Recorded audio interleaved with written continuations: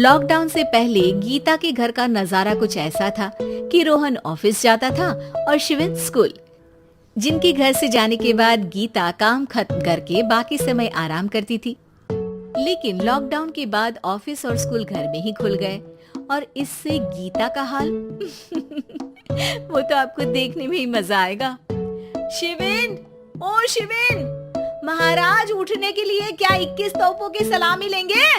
अरे बिस्तर से बाहर निकल, ऑनलाइन क्लास स्टार्ट होने वाली है। अरे तुम भी हद करती हो, स्पीकर की तरह चिल्लाने की क्या जरूरत है? दिख नहीं रहा मेरी कॉन्फ्रेंस चल रही है। अब कैमरा और स्पीकर ऑन कर रहा हूँ, मुझे कोई शोर नहीं चाहिए। इस पर जैसे ही रोहन लैपटॉप का कैमरा और स्पीकर ऑन करता है तभी कुकर की सीटी बजती है। करा लो अब इसे चुप। लॉकडाउन नहीं हुआ, मेरी मौत का फरमान जारी हो गया। दोनों बाप बेटे ने नाक में दम किया हुआ है।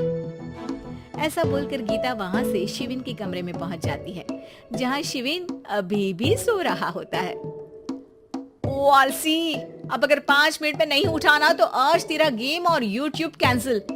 माँ की बात सुनकर शिविन बिना 1 मिनट गंवाए उठ खड़ा होता है। उठ गया, अभी नहाकर भी आता हूँ। ये नाटक कहीं और, मुंह पर गीला कपड़ा मार और पढ़ने बैठ। शिविन की ऑनलाइन क्लास स्टार्ट हो जाती है, जिस पर गीता उसे वहां बिठाकर रसोई में चली जाती है। थोड़ी देर में उसे कमरे से कुछ आवाज सुनाई देती है, जिसे सुनकर वो कमरे में वापस आती है। हाय राम, तुझे क्लास अटेंड करने के लिए बोला था, कैमरा ऑफ करके बिस्तर पर नाचने के लिए नहीं बोला था। मम्मी मुझे कुछ समझ नहीं आ रहा, आप बाद में पढ़ा देना ना, वैसे भी अटेंडेंस तो लगी गई है। हाँ बेटा, जरूर बन जा, तू अभी से हम सबका बाप बन जा। अरे नहीं मतलब कहाँ से लाते हो इतना दिमाग, और पढ़ाई करते हुए ये चला कहाँ जाता है? नाइस क्वेश्चन, दिमाग से पूछकर बता दूंगा। शिविन की बातों से परेशान होकर गीता उसे मारने के लिए जैसे ही आगे बढ़ती है तभी वो कमरे से बाहर भाग जाता है। अब शिविन आगे और गीता हाथ में चप्पल पकड़े उसके पीछे पीछे पूरे घर में दोनों घूम रहे होते हैं। इसी बीच वो रोहन के पास पहुंच जाता है और शिविन को मारने वाली चप्पल रोहन के लैपटॉप पर जाकर गिरती है। ओए माँ! मम्मी, अब पापा को चप्पल मार रही हो? वो आज तक के रिपोर्टर, चुपचाप जाकर क्लास अटेंड कर ले, नहीं तो अगली तेरे पीछे लगेगी। इस पर शिविन वहाँ से चला जाता है, जिसके बाद रोहन गीता से कहता है, इस सर्कस के लिए कुछ बोलना चाहोगी? अरे क्या करूं, जब से तुम दोनों घर में रहने लगे हो, घर अपने आप ही सर्कस बन गया है और मैं तुम्हारी नौकर। कभी बेटी को संभालो तो कभी बाप के नखरे उठाओ। इन्हीं सब उथल पुथल में दिन बीतते रहते हैं, जिसमें हर रोज घर के अंदर कुछ नया सियप्पा खड़ा मिलता है, जो ज्यादातर शिविन और रोहन के ऑनलाइन स्कूल और ऑफिस से रिलेटेड ही होता है। एक सुबह, शिविन चल उठ, आज की क्लास जल्दी है। कैमरा ऑफ करके आप अटेंड कर लो। अरे ऐसे छित्तर पड़ेंगे, दादी नानी सब एक साथ याद आ जाएंगी। गीता की लाख मशक्कतों के बाद क्लास तो खत्म हो जाती है, लेकिन उसके बाद शिविन फोन इस्तेमाल करते हुए इंस्टाग्राम रील बनाने लगता है। रसोड़े में कौन था? तुम थी, मैं थी, कौन था? हाँ, मैं गरीब हूँ। अरे ओ गरीब के बेटे, आजा, मैं बनाती हूँ तुझे गरीब। मैं बताती हूँ रसोड़े में कौन था।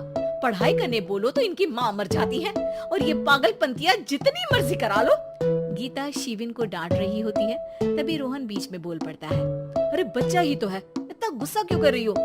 बेटे का साथ देने की इसी एक कोशिश में अब शिविन के साथ साथ रोहन भी गीता के गुस्से की सूली पर चढ़ जाता है। अगर बेटे पर इतना ही प्यार आ रहा है तो इसे क्लास अटेंड क्यों नहीं कराते, इसका होमवर्क क्यों नहीं कराते?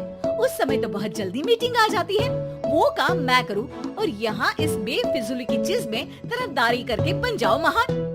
हे भगवान, कोई तो इनके ऑफिस और स्कूल खुलवाओ, मैं इन्हें और घर में नहीं सह सकती। कुछ और मांग लेती, क्योंकि तुम्हारी ये विश इस साल तो पूरी होने से रही, कोरोना। हाय नास बेटे ने जिंदगी ही बर्बाद कर दी। खाए कोई पचाए कोई, कल मुझे चुन चुन कर सबको मेरी बद्दुआ लगेगी। उन्होंने दुनिया का और इन बाप बेटे दोनों ने मेरा जीना मुश्किल कर दिया। गीता वहाँ से चली जाती है, जिसके बाद रोहन शिविन से कहता है, अरे तुम्हारी मम्मी इतनी भड़की हुई क्यों है? आपकी वजह से पूरा समय घर में रहते हो और उस पर कोई काम कराने की जगह बस ऑर्डर देते रहते हो। अच्छा बेटे, सारा इल्जाम मुझ पर, पूरा दिन तो वो तुम पर ही चिल्लाती है।